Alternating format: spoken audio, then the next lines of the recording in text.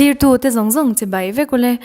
voina he Churachandpur district office chunga kan evangelist putluang te nen kan thu hawa pathian rong bola wanga bar mazela tan chungchang le ama chanchin sang sang ngai nom tam takte zo na hun kan lo nei do na clear tu te zong zong in lok na kan mu theu kan be se ani ama saberin pu imhing le I om na mun khongai takin min han soi sak tor coming he evangelist at luanga nia then kapian le morna he lungrang south lunglei district ania tuna hian aizolis district a saituang huna nga kaom ve ria una wa kanai reverend pc lang hau liana kilaya biel pastorin an om ta ka suan kan kosavea kan siat chak ve mei engti kuma nge ipian lepu ya kapian kum hi sang khat zakwa somnga le pathum December ni som ni lai tho tran na kan nu le kan pa te na soidana suan na jing ni fu ma antia su ni ma ton ma suan dar su ti zat ti kha om ve to chuang ni jing ni chuan ma ti vel khani ta maya ni kan hu le pa te pon la in tong lo mo ma se email a hian ila shi se la pathian rong bolna zara I ani pu UPC kaushana hian hei thuthlung hi engti kum ange I lo mu ti engtin nge I lo lu he ti toy fel takin min han soi sakte le hello mum khop mai hey UPC United Pentecostal Church hi zania kan ngai tha kang khan UPC a om hi ka du lo ber ko san te jinga me ni ya ni ka tum ngai la ba maro so sang kha zakwa som sari le pani khan kan venga UPC an lim me ma lung rang sauda ta suan lam dan ta sira su roi chung ten kan tiam nga to pa suan tharan min lo man ta su ta chang suan UPC thurin ani pok ka hello I suwa pathian ani I suwa minga suwa ngai damna baptist ma hi ring tu te ti turani ti le tharau thiang lim don hi a chulani ti kha Bible hi voice som ni le pathum ka sira tharan min ti hara chang khan kamhuwa ta suan I suwa ming baptist ma san ka kadu ta ti suan I suwa ming baptist ma kan san khan UPC ko sana suan kalau om ani tamaya tin khalaya han soi koile lokila khalaya baptisma ka san don chum khan ka pain min han not chua ka min soi sa min hai sana sa khang lai ka kan tle ro lai te lo ni a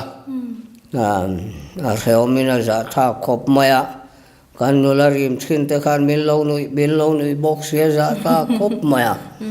chuan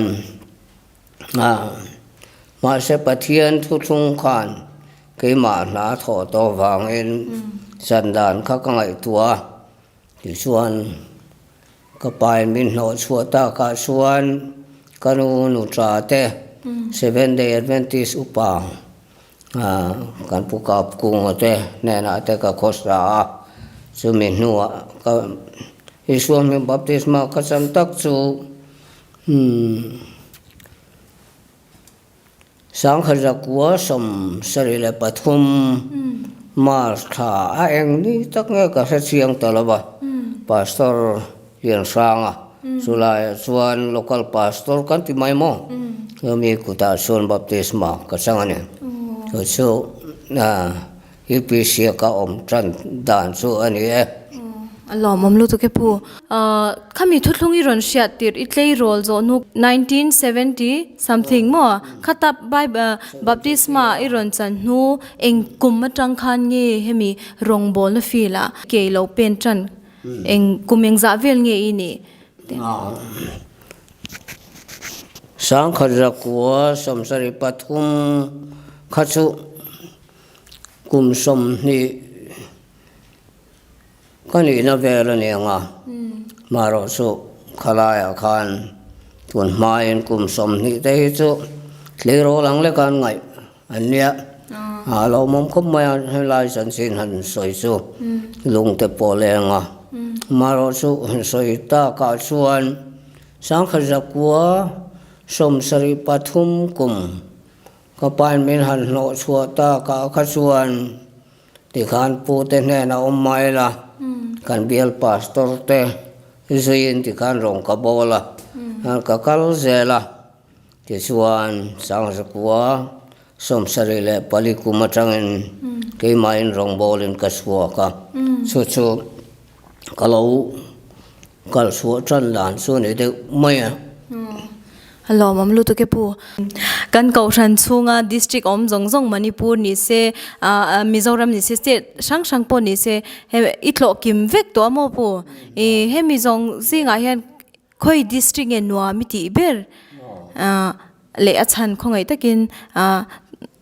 toy fel takin minan soi sakte le. A soi sa kom tak mai ni nya Northeast India district hi ka to lo hi om to lo ba chuan mani sena district te po ko sana chuan Pentecost mi te chu kanin manga rualin heng tuna kan ron kalna Suranpur district hi ke chau ni laben rong bo tu rong hian nuam kan ti ni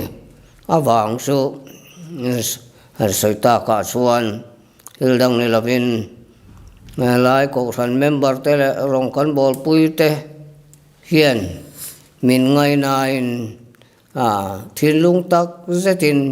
min lo accept pa min lo dong thina ten sen kat mun sen khat chuan min lom vio emo kan ti lai hian ader tak hian min lo mà sẽ Suranpur district suan ko san member tu po rong kan bol pui te po hian min lom ma tin ko ya po kalila ko san member te hian suai tu aming kalong ni vena za takin min lo welcome anina lenga tele engamati vela te po min du sak na hi thilung takin kan dong thina so wangin Suranpur district hi in district kan i wang ni chuang lovin anuam ka ti le maya fiam thu devin Suranpur a hi karon pe maidor mi te kati thina kan rong bol pui sen khan la chuan min fiam anu pui nei talo chu elu pui ron du wang ni te min ti mai thina ma se adik chuan Pentecost mi te ru nik tak mai Philadelphia unan mangai ko san Canisia ti lan na ro pui tak nin ka sia nuam ka ti ani Hello, mo me pu. Tuna Burma rong bolai kaltruma zel tan chungchang khabar mazel engwanga tangi ni a she omdan tur chu khovel pum hua pin kan shevega mo pu kateng enge tan chan khongai takin toy fel takin min lo soi sak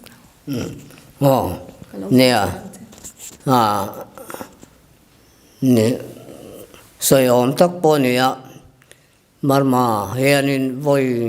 ni voi nga an kala voi ruk na ni kum masa sang ni som pakua khan khilai ta han hun laya khian an general conference man pui turin Lion General Superintendent Reverend Pamang nen kan in siat po to wangin Ilaya lo mang ve tura min som na kha an kal ania ten ko san lam bo ru ka po anwa ma ten soi lộ thầy lộ chu Burma kan unau te hian rong bol tu te hi min ngai na in min tha le me maya cái này mình sinh na po mol le mai la mình soi moi thia ma an bula omanu ma khatiang ane bang khan min som na na te su kan han kal thui na sang ni som pa ku kal po kha ko sana po nu ma ram bo ru po anu ma den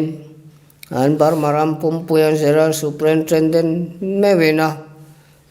una wang ma khatia mangai tak le du sak tak maya min han som ba ka amotorin renguna te min han suaya sutiang ne wang suan khilaya ka han kal khania le suan kalon holam kha sang ni som pa ko april ni som pakhat helai surachanpur zero conference don ti sarenga lo hong kania atia zero conference kan nei don ta ka suan tin renguna tangin april ninga ni thuma khan karon suka april ni lia mandalay kat sola april nili ninga suan tahana changin eta tamu karon pantha tamu suanin kulai morea kan tlangwal kan koksan tlangwal kha miron suai turin kan phona ani pon tho de wen miron suai maya skutin hatia miron suai ta ka suan ka han kala suitcase nen kan kala scooty a chuan suitcase te lo liana han mu khan min han ring hel immigration gate ti mayang so khamia khan anni min man an du em na khachu an poisa du wang thoka tania poisa an duwa maro chu an transan ber khachu foreigner passport visa nei tia visa te kan lo nei lo bok nen maro chu poisa te chu nei la kan khul suak mai don te po ni na langa chu helai abul bera chuan solai karon kala min lo man na bul ber chu Manipura General Conference mangle tura karon suk ka kami ka appoint ber sunia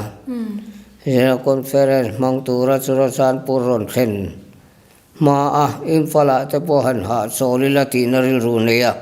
karon suka wang khan min lo man ta tin bar maram hi dik chuan zel san sin hi ka khelem lawa maro chu sipai ho ten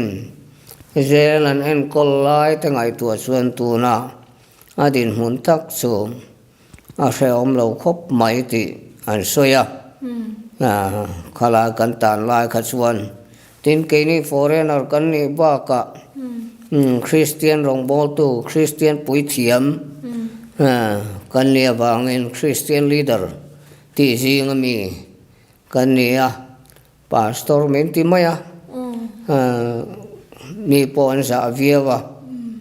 ho wang chuan ti du da thiang lo kut thak thiang lo kan nia song a chuan bar marama kilaya kan tan na tang ho rong a chuan a khes nei lo ber kan nia foreigner case anti mai ram dang me dan bo sia ram chung alu ta khatianga om kan ne wang khan phal na nei lova lut kan ne wang khan min man ani bera wan chuta chuan sildang heng number 4 te silai tolte tin ganja te opium te tin pong sual khes te tual that te hatiang khan omani tin ru ka wang te tang ten oma sen khat chu kum som li le panga te sen khat chu kum som pani te are lo ber kha kum thum ania ke tang rei lo ber te singa mi khes kania tharuk min kon vita ta chuan soi koi le lo konga me tamu aka omlai khan marmaram pum puya kan general superintendent pamanga kha April ni sariron suklain aman min ngai tu asia aron tilanga thil danga chuan hlau na mo jam na mo pakhat ma ka nei lova maro chu ri lo de maya marmaram pum puya kan general superintendent me le anu ka han mua min ngai sak hle nei ti ka riat khan kalung po sia atra po ka tra phial ne khatiang khop khan min lai na tu mel kan mu kha arau pui ka ti khop ma a zel le a police min man a reom ka ti wang trap po ka ne lawa maro chu min lai na tu ma om lawa ama lai na tak na mela min ron kan tu mel ka mu kha kalung se khop ma ka trap lo the lawa chu kan soi lo the lawa ten kita tamua ka om chung rong khan ei tu rong kan general superintendent khan atuma chung ba ka chuan ukil roi na turata na khan nuai som ni chuang barman nuai som ni chuang amang ani kan India poisa chuan nuai som ni chu Singapore bela de mai nuai khat barman nuai som ni chu India poisa chuan nuai khat ang vel mun ani ang chu laya chuan helaya isolis district aloi kan nia chu ta chuan kan ho tu te pon du sak tak le mangai takin barma poisa nuai ruk hen tur India sing thum anron thola okil roi na le engamoa reverend pa manga puina turatan tilomum khop maya so kan soitel zok dua ten so ba ka arang khilaya zel te a feom em ti thu kha zel anni chuan zel nuam tak ani antia maro chu ke ta na chuan puan thuo ka nei lem lawa mut na mun te a chi chau bok nen bedsheet chede mai le blanket pakhat kaneya katikhan kamuta lum bok sia aru bok sia a ha thak le maya tin tho sia tama den miang lo le nun mak pui han mu kha ani nom khop maya rong bon la ma hanin man do man tak thei bok si lawa awang chu keni chu an soi po tongin EPC chu thurin nei kania doctrine nei kania wangin Trinity ho in khom na chuan thu kan soi ve thiang lawa kan soi nam hun tur po om the lawa min pe thei bok lawa maro chu kan tan na kan thian te ho bulai ro chuan pathian thu chu kan thei angangin kan han soi na in Miss Wall ho kho man ni á pathian thu ngai sak tak pon chuang lo ba tin gatan hun sung kha tharuk ani a July a chuan eile ina phei chuan in leile bu hlir kan eya tuye me ma tin barmadal kalape anti te kandong renga eise lo kandonga tin zinga breakfast ke peisu kadong renga suba ka foreigner kanya bangin barmaram chunga ambassador embassy ho omre rang hian kar khata voi ni te voi khat te anon kala japan mi te muntir mi te anon kal sok thina chung ho te chuan nge reo mem nge har sanai to suisel na thaim eng tin nge nen kol che nge se la hian har sanai to kem ngan tia tiang khan min ron kom chin ti mayang an ron lang thina min ron kan ta na te min ron en puya cho mai ne lavin tam tak suan thil pek barma poisa nuai ni ti te singa ti vel te kha an ron da thina ni chu khilai barma police ho kuta khanan da han breakfast ta kaya en kim mai ka du kha cái xuân kalam rung thế à, cụ ta xuân bồi sáu lâu nay tiếng kha anh à, căn ta na tang họ bảo xuân anh ngoan bèr tay gì ngami cái à, đến marmaram ami sim mà xuân avan lang khi tu mà mi xuân nom lem là ba, mà rồi su hậu sắc đủ na vàng thế lệ. Em mò vàng rồi sâu lệ rau thuồng vel tol tí vel rồi cái chú anh ngã em mà chung vàng chuan tang tầm em mà tin chung hồ cho anh luôn đàn phun bộ cái này hàng rong bol tu ta ra chuan seo mà tin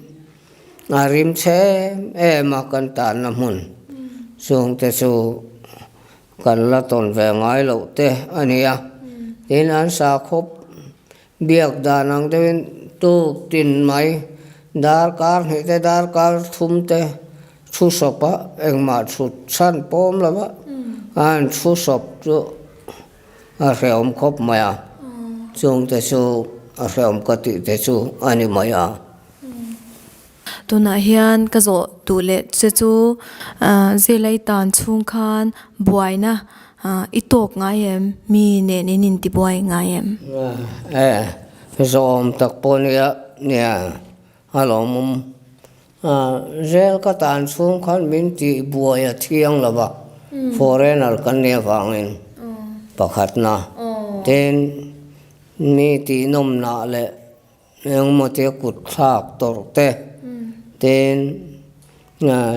tang dang te nga na tho tir te kha thiang ve la ba foreigner so nga wang suan tang ho tam ta kha suan min ot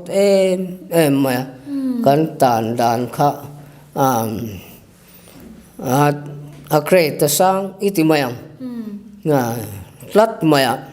tên cái ni Christian pui thiam te kan ni ang takin cái tiếng sao không bùi thiê mang chi rẻ ràng cái số VIP room mà ôm tour cần nè mà sẽ khi lại cần tan na về cái số VIP room khăn lâu là này là vàng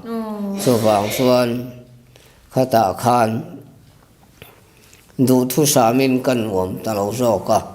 tên buổi na lệ mi ti du da emo kha tiang kha thiang lo mai ba ka da ni na phal la ba ka helaya tamua lock up com sunga min han ti do da tum de police arsipa khatbel ina kot kan kaltor hatia min han de kan mong lama min han sui lek kha khang te po kha da ni na phal lawa ne kha cái kalau saya chuang lawa ma saya nga tinga min sui ni ka tia mi zo chong an sui box si lawa la chuan kan ukil kharon kala ko kia arsi pani arsi bel kha aron po thak sak mol maya kala e police kha chuan lao khop maya min ngai dam ro ka pu atia ukil advocate khan ke ngai dam thei rem che nga ngai pet ne na khan ngai dam dil la bok khupin si bai bok la angai dam thei se ni chuan ngai ma ro chu angai dam thei lo se ni chuan ban le suspend niang ten rc bel to ngai lawang tia lao khop maya ti ta ka khasuan ka chunga chatai mem maya ka ngai dama en ki ma khan ka jang khai pha viu maya hilaya kan han ta na zela kan han lu tak po khan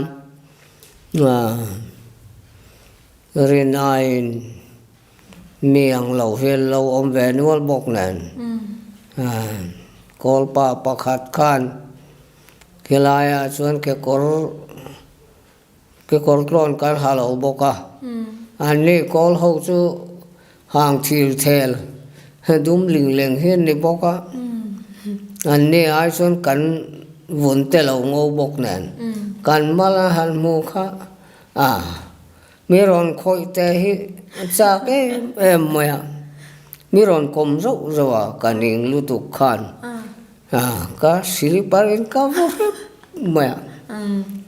khang te kha adan pa ngai a son tu ma anin vongam lawa case nei bel na turania ma se ke chu tu man ka case kha aran pain anda bel ngam to lo reng foreign arania ti du da thiang lo kut khak thiang lo min ti bur maya chu wangin min ti du da ai main ke main mo sai ka min ti tu kha khoi zel kha ka du to maya le la ma chuan rong bol tu ti lovin zela chuan ru lo zim khop maya min lo mo de tu om kha chuan khoi ve zel mai kha cha ko ma ru ka boi duang reng khop maya ma ro so songa sa su ka ti chuang la ba suan pathian zara tharuk sung april ninga changkhan september ni somni le pathum sangni som pakua khan ka chuak ta chu kilai kan zel kalphung chu ti ta ber mai alomom lu to ke pu tuna zo du le chu zeli tan chung khan in chome tui ber le tui lo ber kan she cha ka khoi te men soi sakte ni om soi om tak po ni kha ne soi tel lawa on soyanga kanin thei lo chu kan some chuan kala pen ti kha ka du ber ma an kang thiam boka tui ka ti khop ma adang heng nge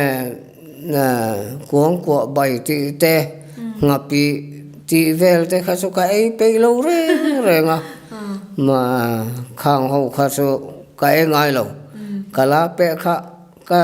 do de re nga jinga mi khat lai ta na ta ka da thina chu thiang chuanin su ka ei de berani mai adang su ka ei ngai vak lo alo mo me poto na ka zo do chu zela i chwa nuwa mo enge iti du masat ber le zela iron chwa khan tunge lo muak tu tunge ron lo shwai chwak tu che khongai takin toy fel takin milo soi sak to le hello mo me nia kati zela karon chwa masak bera kariru kati du masak bersu pathian he na chong chaya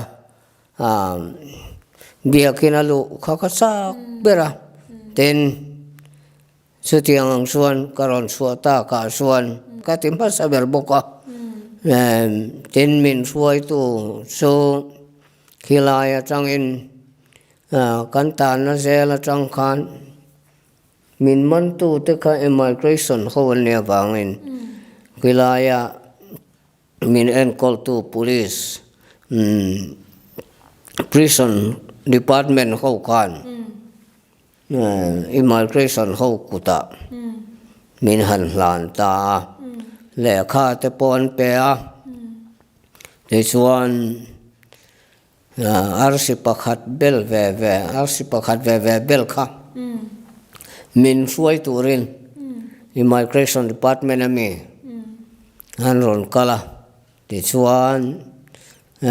kalimeu zela chang min ron suai tha he ta tamu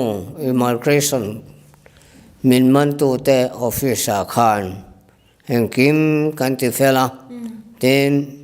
katir ko license fellowship card tele voter id card india te kha an ni khan an kola ang te kha kan la a so min nuwa suan engkim ti fela ni nuwa manipur police ho khan